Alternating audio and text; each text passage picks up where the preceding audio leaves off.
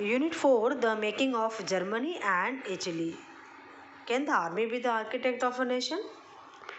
After 1848, nationalism in Europe moved away from its association with democracy and revolutions. Nationalist sentiments were often mobilized by conservatives for promoting state power and achieving political domination over Europe. This can be observed in the process by which Germany and Italy came to be unified as nation states. Middle class Germans in 1848 tried to unite the different regions of the German Confederation into a nation state, but this liberal initiative was repressed by the combined forces of monarchy, military, and Junkers. Then Prussia took on the leadership of the movement of national unification. Its chief minister Otto von Bismarck was the architect of this process.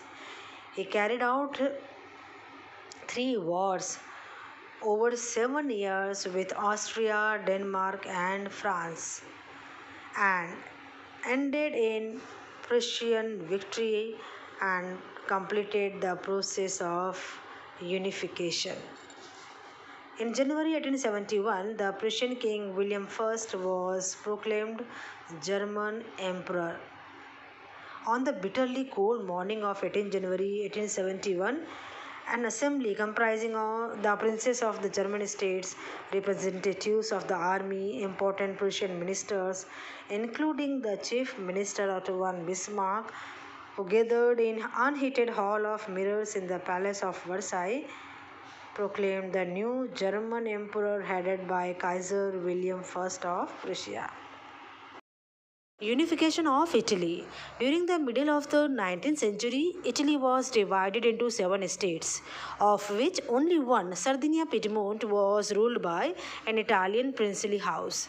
The north was under Austrian Habsburg, the center was ruled by the Pope, and the southern regions were under the domination of the Bourbon King of Spain. During 1830s, Giuseppe Mazzini tried to unify Italian Republic. He also formed a secret society called Young Italy to fulfill his goal, but he failed both the times in 1831 and 1848.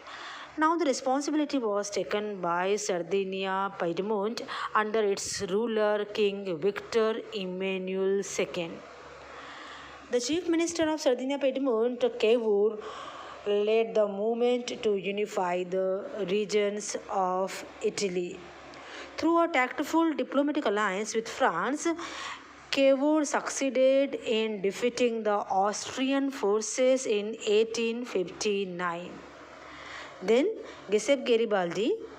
In 1860, he marched into South Italy and the Kingdom of Two Sicilies and succeeded in winning the support of the local peasants in order to drive out the Spanish rulers. In 1861, Victor Emmanuel II was proclaimed King of United Italy.